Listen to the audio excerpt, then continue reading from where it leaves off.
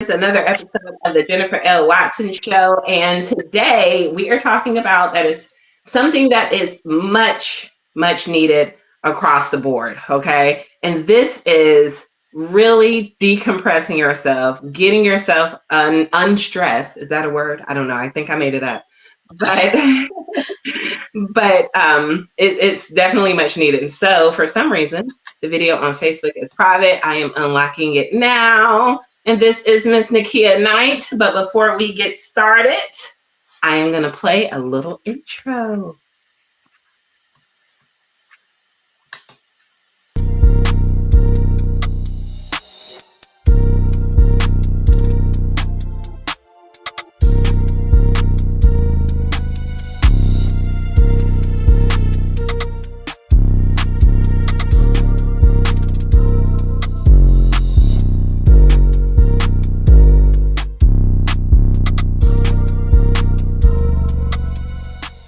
This video has been made possible by House of Oya Botanica, your one-stop shop for all of your spiritual needs. And if you're checking us out on Facebook, don't forget to heart, follow, and share this broadcast out. And if you are on YouTube, don't forget to subscribe, like, and share as well.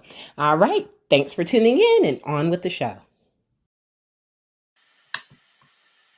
So Miss Nakia, okay. Before we even get started, I have to tell y'all that I have known her for, oh God, has it really been 20 years since we went to college? I guess over. I know.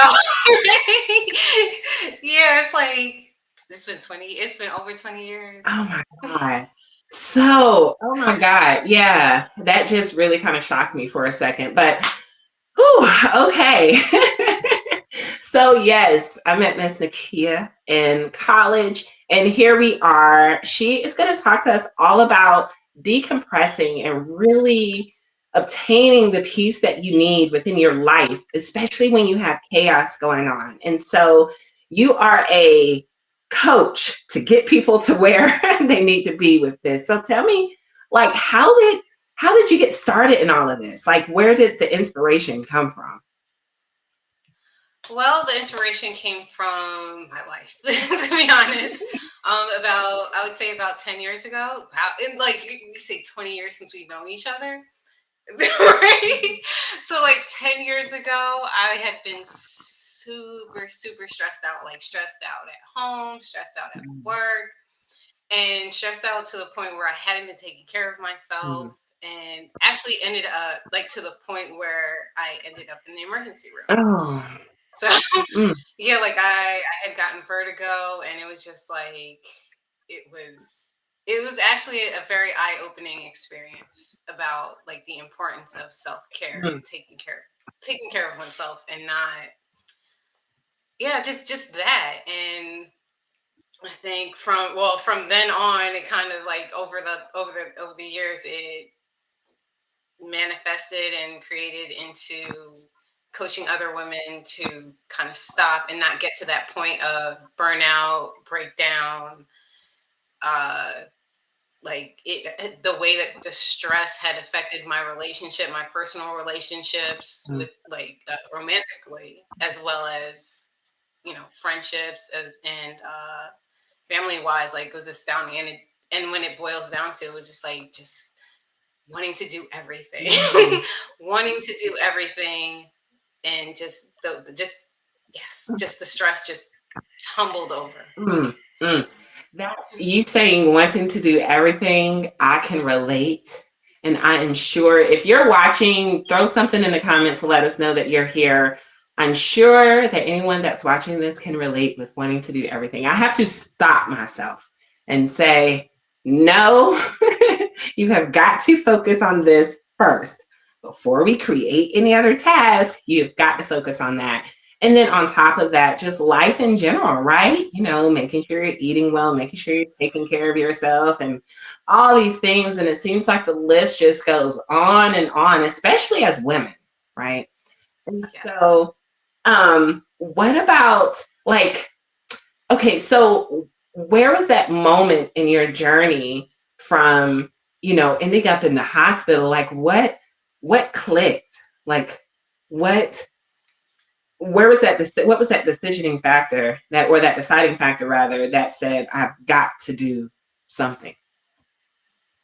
Well, I would say that the deciding factor had been when I went back in the office after taking about, I think, like a week off, having to take that time off of work and literally not being able to get out of bed.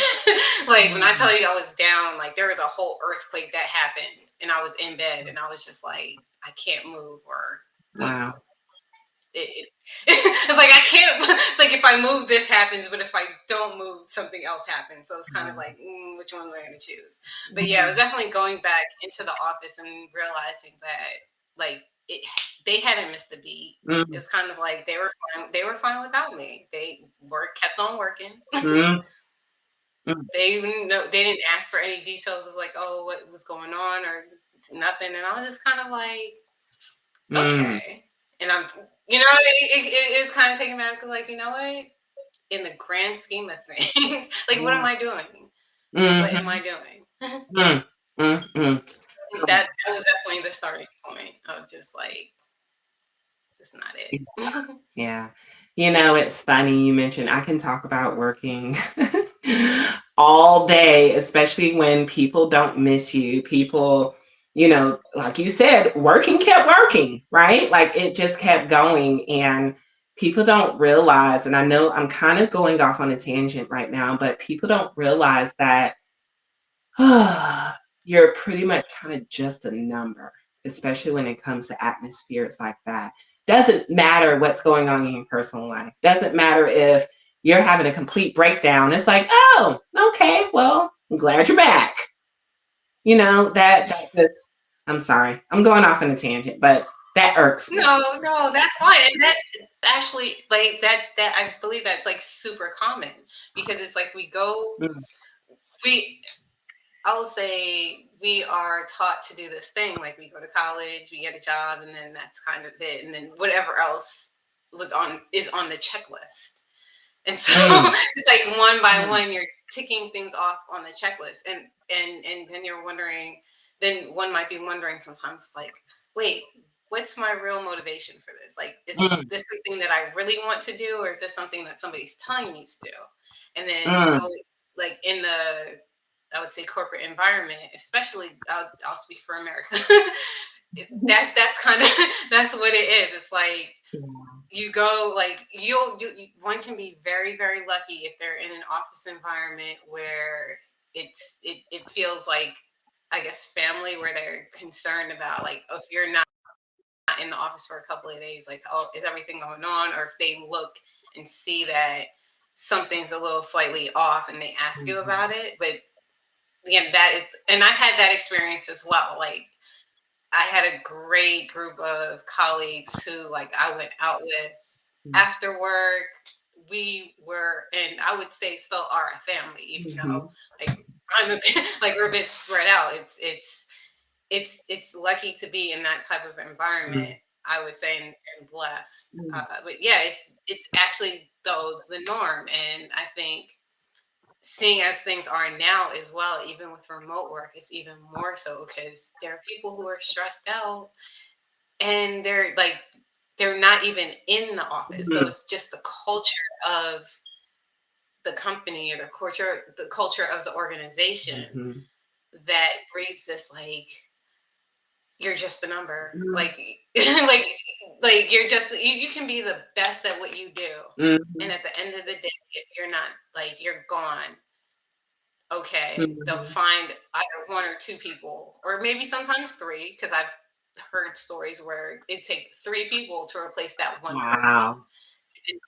Right. And I'd be like, so what you're saying is I'm dedicating my time, I'm putting in my time that I could be, maybe doing something else, or again, feeling a lot less stress, and you're again just a number. A number. So you mentioned earlier America. So you are in Spain and you've been living there for some years. Yes, I've been living in Spain for the past. This is actually my third year living in Spain, and it has also made a difference within my journey. just being outside of I would say it's a different type of stress, because I feel like the culture here, there is a depending and it all depends on where you are regionally. Like Mm-hmm. the type of stress that one is under is different. Mm. Um, as well as occupation. Like for them, as I understand it, unemployment is an issue, like is a thing Mm-hmm. here. So that could Right. cause like lots of stress, as well as fallout from the past couple of years, from 2020. Mm. You know, from like nobody working. So that's a Mm. different type of stress, I think. Wow. Yeah, and then in the U.S., it's just like it's just it's I think I had been there for 3 months, and I was just like it was, some of it was just coming back, and I was like, in my mind, I was like, I was looking forward to returning to Mm. Spain, because it's like, even though I may not have certain things that I would have in the US, Mm. the quality of life is dramatically different. Wow. Um, Wow.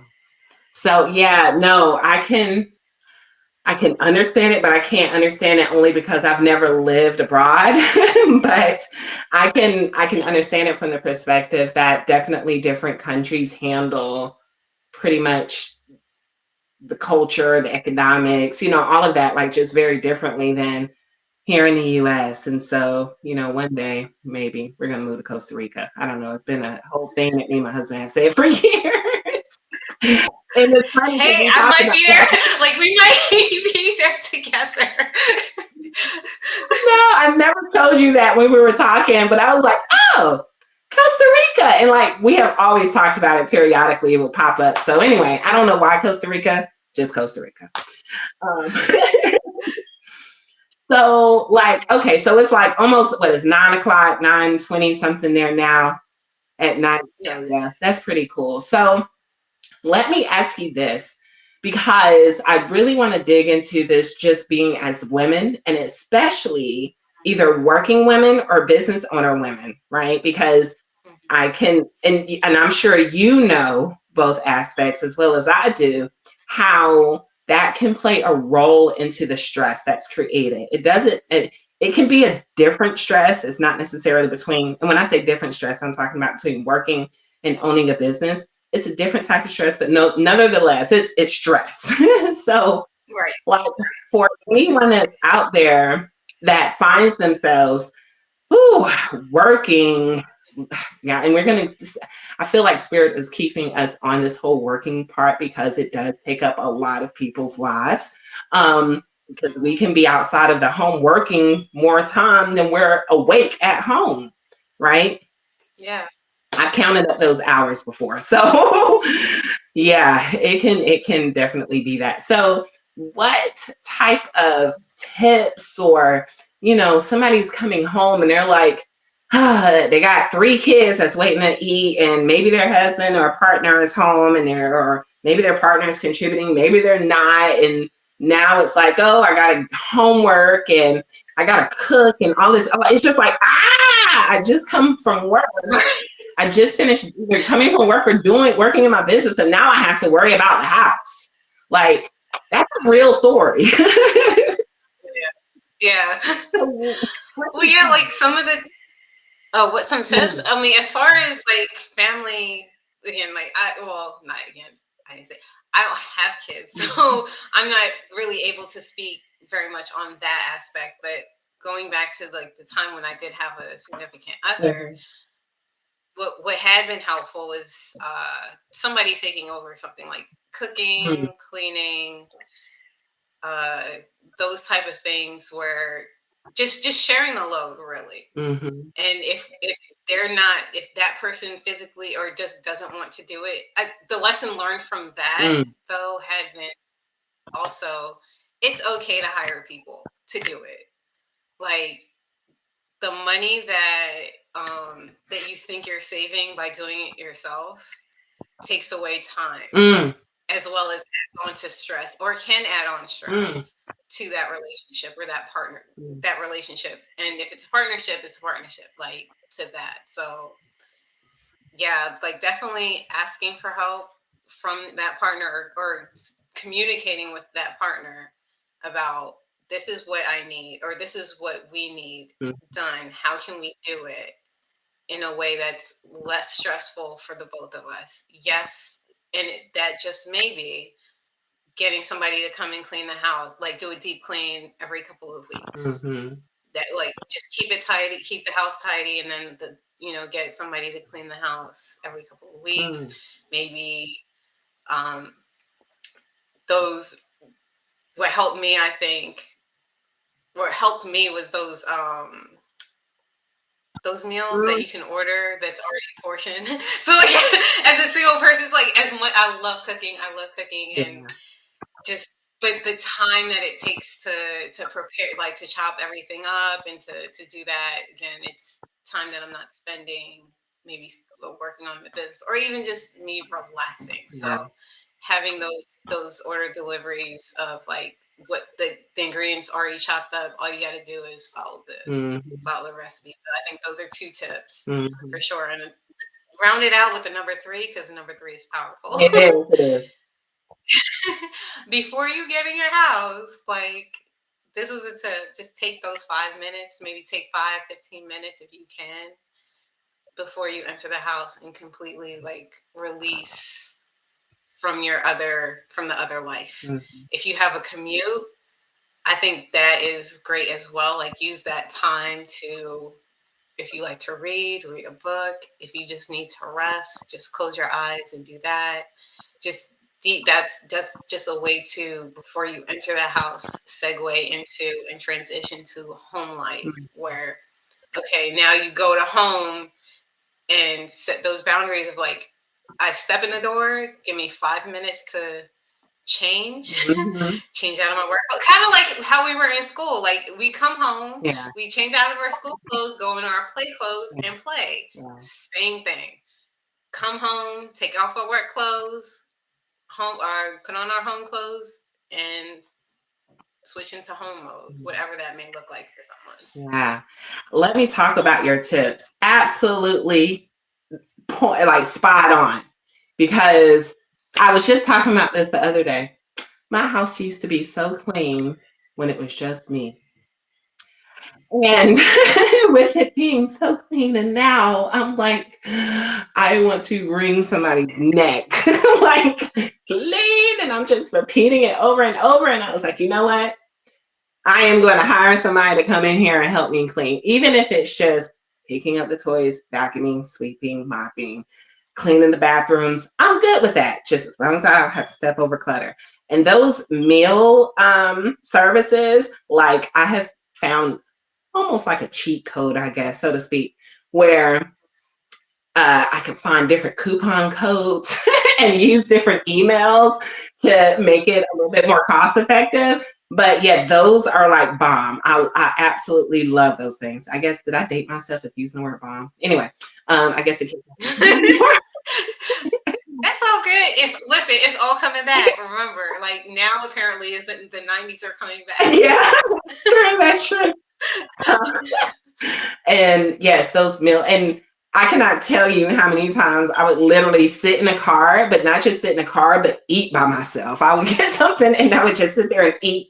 Nobody's asking me, nobody's looking, and just savor the moment. So yes, I absolutely love those tips. They are spot on. And if somebody that's watching this, if you're watching this, make sure you're hitting us up in the comments, something. But yes, those are tips that people can use. So Mm-hmm. I completely appreciate that. Completely appreciate that. So, whew, man, I just had to take a deep breath because it's like this topic is something that's so much, it's like it's really, really needed. And like I want to make sure that people that are watching are not being too busy, because sometimes we can be busy just for the sake of being busy, but then we can be busy, actually doing things. So that brings me back to my point that I'm getting there. Like being busy just for the sake of being busy, right? What suggestions or what tips would you give to someone who finds themselves just being busy. So let me give you an example. Like, so I mentor different people and I hear things, as far as like what's going on in their personal life and their home life. And then like one common thing that I found amongst actually a few different people rather is that they're busy, but then they might be scrolling, right? Or on their phone or just kind of mindlessly doing something. Like, but the reason why they're doing that is to escape the busy. Does that make sense? Mm-hmm. So I guess what would you tell that person? Like, what would you tell them? I don't know. Like it depends because I've found myself doing that as well sometimes. Like real talk this summer. It's like I had like I took a moment to just not do that. Mhm, And at the same time it's what I need, but not to the like how can I put this? Sometimes you need those mhm, moments to get you back on track. mhm, mhm, Now the busy to like I am super, and that's something that I'm working on as well. Is like not the busy to be like to be busy thing. mhm, I literally told my friend today or yesterday, I was just like, I'm working on being unbusy. mm, I tell my aunt all the time, like when she's like, "Oh, sounds like you're busy," I was like, "Yeah, that's not a great thing," mhm, because knowing myself is like busy because I'm used to it, and then now learning to let go and being like, okay, here's what I've already committed to. mhm, Let me finish this out, and this is my mindset going into next year is that I'm finished this year. I'm finishing certain things, like I'm finishing things out. mhm, Certain things will end on this date. I'm in this program until this date. So like those are hard things that I'm taking into the next year. mm, But but into next year, I'm not going to commit to anything. It's like I'm going to do my best to just make sure that I focus on those things, like just on certain things, like let myself finish those out. So like one thing ends in March, mhm. let's say. So after that thing ends in March, maybe nothing, Yeah, nothing for a while, yeah. because by that time I'll still be working, Mhm, and then as well as coaching. So it's mhm, like coaching. So like those two, like to focus on those two things. yeah, Now, one still set myself up so that once my main thing, which I teach English, mhm, so once teaching English ends, then going into the summer, for example, I'll have more time. Like I'll be focused on coaching, and mhm, then other like some another thing. So that might be studying Spanish. So just minimizing at best the things that I commit to. mhm, Um, mhm, Also, just being forgiven of myself. If mm, like I want to put 100% towards everything, and just know, and then just forgiving that I can't. Like that's being unrealistic. mm, Like I can, again, just scheduling. I think is mostly the key to mhm, that. It's just to making yourself unbusy, and also I think the stuff that I make myself busy with are somewhat interrelated. So mm, maybe try to separate them a bit better. mm. I Yeah. would say. That's a good point. The reason why I brought up the whole thing on busy, right? Because one, there is this saying that I see periodically that's like busy, booked, busy, and paid. And I'm like, no, okay, the booked and paid, yes. But the busy part, like our goal in life should not be to be busy because that can lead to the stress. That can lead to the Yes. chaotic nature of our lives. So booked and paid, yes, busy, not so much. Not so much. Exactly. Just like and it's sayings like those that I've being the being kind of like a word nerd and a linguistics type of person. Like I'm kind of just like like the devil's like idle hands are the devil's playground, for Mhm, example, or it's not worth it if it's not hard. And I'm mhm, just like, no, if it's easy, it's worth it. Like mhm. I'm putting value in ease. I'm putting value in not doing, because not being productive is okay. Yeah. And honestly, I got that I would say my junior year, either sophomore or junior year of college, actually, from a friend of mine who went to Morehouse, and it was because like it was Saturday and I wasn't doing anything, and I called him up and he was like, "What are you doing?" I was like, "Nothing," and then he was like I was like, "Nothing productive" or something like that. And he's like, "You're not. It's Saturday. You're not supposed to be productive." And then I was just like, "What?" Wow. But right, it was like, wait a minute, I'm not. Wait, what? I have to be doing something on Saturday, but just realizing, I think not fully realizing, but that planted the seed of like realizing that my culture or the culture brings us up into this. You've got to be productive and you've got to be doing something. Sunday is the only day you can rest.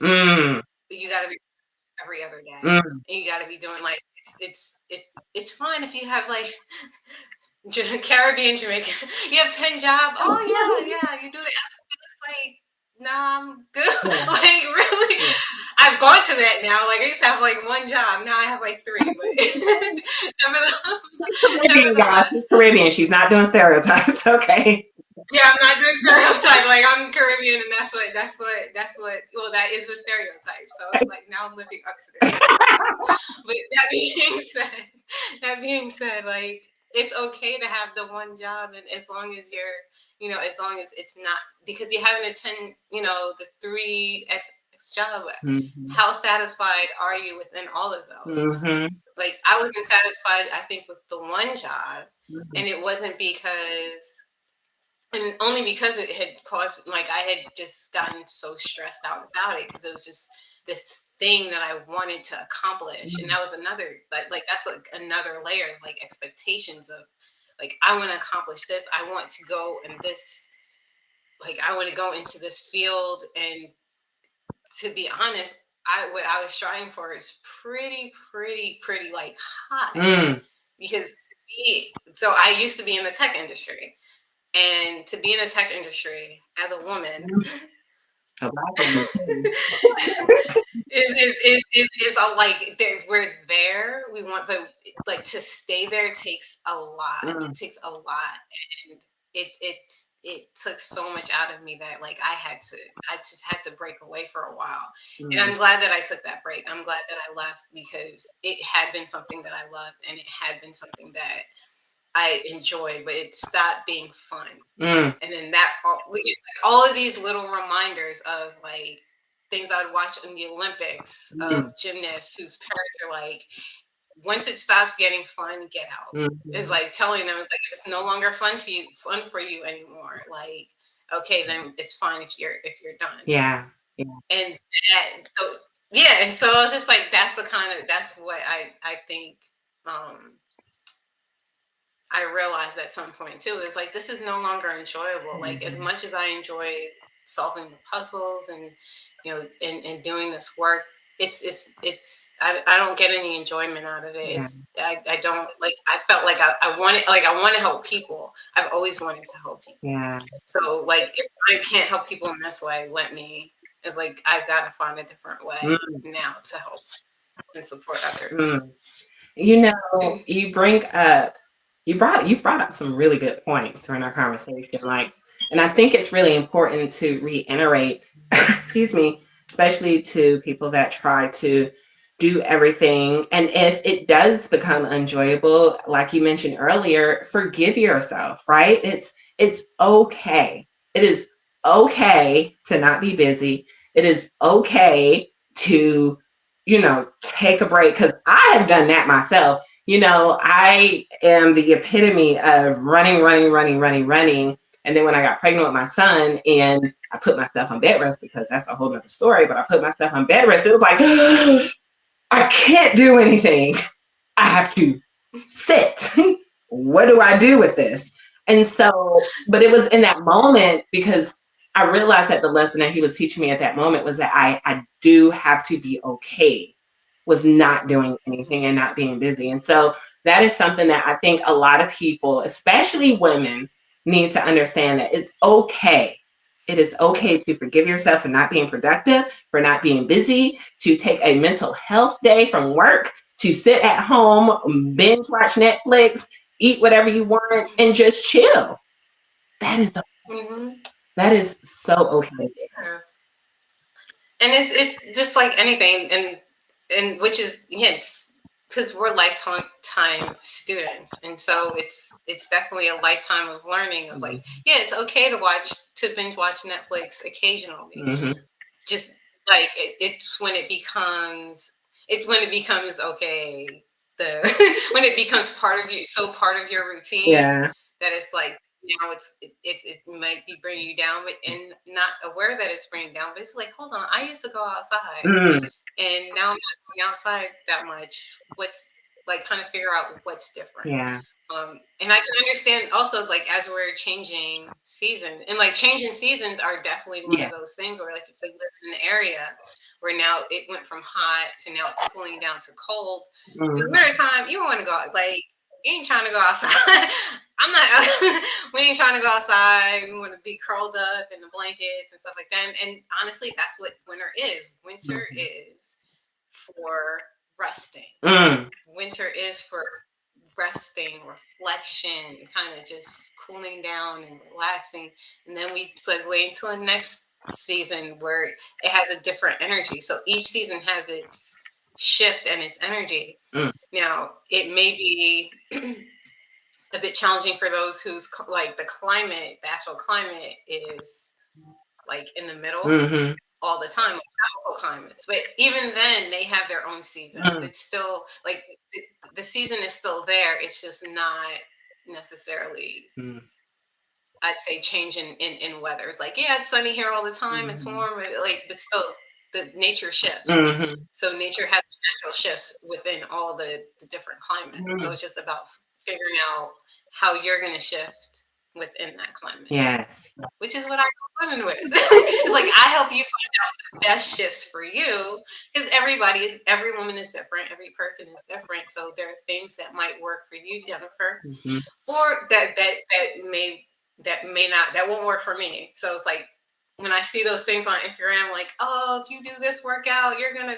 I was just like, sometimes I look at those workouts, like, for that person, that might not be the best thing. Mm. Like, it may work for a while, but then, like, as a long-term thing, it Mm-hmm. may not be the best for Yes. them. Yes. So yes, let's get into you did a perfect transition right there. How do you help women? So you just said that you pretty much personalize and determine what shift that woman is going through to really kind of guide them from one place to the next. So tell us a little bit about that. So a little bit about that is that, like, I meet with you, we talk, we see if, this is a good fit. And then, throughout the weeks, it could go. I'm starting actually with 2 people for 4 weeks. So Yeah. for the 4 weeks, first take an assessment of kind of where you are Mm-hmm. right now. And then from there, create a plan and just check in every week to make sure that, like, to make any shifts on that plan of how we can shift you into the next phase. Yeah. Yeah. That's so important, especially for our spiritual journey, the shifts. Life is all about shifts, and it can be one that you are open to, and it can be one that you are resistant to. But regardless, life is going to come with shifts, and you really have to be mindful and prepared on how to get to that next level, because as spiritual beings, we're not meant to stay at one particular place in our life, right? And the people that do stay in that one particular place is because they have avoided and resisted to no end on how to get to the next. That's really and truly what it is.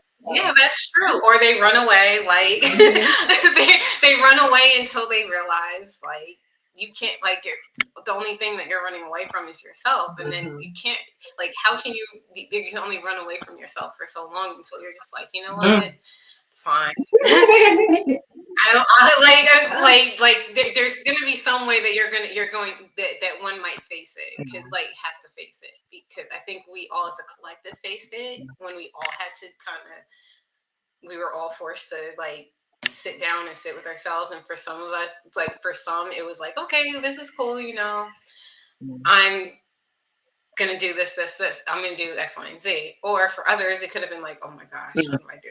I'm just like, I want to get back to that. I want to just work and work, and I want to learn how to do this and do that and do this, and continue to run. And then maybe like at some point, it was just like, I did all of that, and I should just stay. It's like, you might like have a reflective moment of like, I was running away from my stuff. I was like, hey, we were in shutdown. I was running away from some things. Yeah. At the same time, healing, having the time to heal other aspects of my life. And it's just like maybe shifting more into my spiritual zone and solidify more the practices that are nourishing for me. So like that's essentially what this program does. It's like it takes what you have, takes you where you are right now, and helps you utilize the tools that you have to move forward. Yes. And they might not even realize they have the tools, and that's your job to help them realize it. Yes. Well, I'll tell you this. I have had such an enjoyable moment sitting here and chatting with you and talking about this because, like I said before, this is so important, especially for women who have every single thing like that, try to wear that Superman cape and have the strong, but you like, we don't have to do that. We don't have to be that. We don't have to live up to that. We just have to be. Yeah. Right. We just had to be. And it's like, we did have great role models and women, like the women before us, I would say, in spite of everything, persevered and survived. And that's the other reason is to honor them, is to take this time to being like, listen, we don't have to do all of that. You didn't have to do all that. And it's shame. Like, it's honestly, it wasn't of service to you to have to do this, or to think this way, or to have those mindsets. You know, I honestly wish that my great grandmother, didn't have the mind, didn't have the I'm gonna pop out a baby and be on the field, and be on the plantation the next day, something like that, but again, that mindset just filtered all the way down into us, but we're no longer on that type of plantation. So it's like, no, we pop out a baby, I'm taking time. Yes. I'm gonna take time to bond with my child, to give them what they need, for me to take what I need, because I can only imagine as a mom, your identity, your identity now shifts into something else. Again, I'm not a parent, but even when real. But when I became an aunt, it was just like, okay, now there's this other label on me. And now, even though I'm not directly responsible for these beings, I have this, I want these beings, and I have a lot, and I was like, I want these beings to succeed and thrive and be happy, and to have that joy throughout their life, and not just in this one period of time, and they're working that to get it. It's like, you're gonna have that time throughout your life. So yeah, just wanting to change that, and just honor the ancestors, and be like, listen, you did this because of this, because of you, I'm able to do this. And that actually came to me right before I had a trip to Ghana, and I went to, I had a trip. I squeezed out that trip. I was on that trip, and then as I got back, literally, I think the week after I got back, they're like, no more, you can't leave. but yeah, when I got back from Ghana, it was just when I was in Ghana is when I had this whole experience of just completion. Because I've heard that when people go see Alameda Castle, when they go to that last point, it has a emotional response. And then I was a bit surprised at myself that I didn't break down and cry and just and do that. But but my response was more so of completion of like they left and I was able to come back. That no matter what happened to them on the journey there, no matter like they survived the journey, they had to stop here. They had to stop here, and I'm back to tell you that we survived. Like that we're still going on, we're still moving forward, and that is the best way. I think that's also what started me on this journey. It's just like, like we don't have to survive anymore. We can thrive. The best way for us to thrive is to not fall into those same that same pattern, is to break that pattern of like, listen, I'm tired. I'm going to like, I do have to tell myself a lot, like, rest, stop, you're doing too much. Or I'll get reminders from friends to be like, remember, follow your own rhythm. And I was like, you're absolutely right. I'm going to follow my rhythm. I don't care if your rhythm doesn't match with mine. That's what it is. Like, I can't, like, I'm not going to, I'm no longer actually, because again, that's, I think, something else women do is like match somebody else's rhythm instead of your own. It's like, I'm going to follow my rhythm. If I need to take a little bit more time to do this, I'm going to do it. Because at the end of the day, whatever is going to happen is going to happen. And like, go ahead. Yeah, nothing, and to be honest, not much has come out of me forcing anything. Me trying to force, like, my IT career. Looking back on it now, I tried to force myself into that career, into that space, and I was like, you know what? As soon as I let it go, that's when some opportunities would come, and then I just looked at it and I was just like, maybe in the future, but right now, like, I'm not ready to go back now. And now I'm ready to go back, just in a different role. Yeah. I would say. Yeah. Whew, man, you have dropped some nuggets. Oh my God. That's why I wanted to start like, whoa, but I had to contain myself. So yes, Miss Nakia, she is here to help you decompress and really and truly let go of the stress. Decompress to progress, right? Let go of the stress so that you can thrive in your life. And so if you want to hit her up, definitely make sure that you hit her up. I have her information down here, right there. Hit her up. She's an absolutely beautiful being that I've known for, as we discussed earlier, over 20 years. But I don't want to tell nobody else that. But listen, the thing, we don't look it at all. We don't, like, we look, girl, we in our 30s. No, that's right. We don't say that. We're in our late 20s, 30s. That's how I feel. Oh my God. And our reunion is coming up for college. Oh Lord. Okay, anyway. But yes, make sure you hit her up down here in that little description box right there. If you want to change your life and live a more stress-free life so that you can thrive. So thank you, Nakia. I appreciate you coming on. Thank you so much for having me, and I look forward to tuning into you more, and hopefully we can connect again and speak on something else. You never know. Yes. I love it.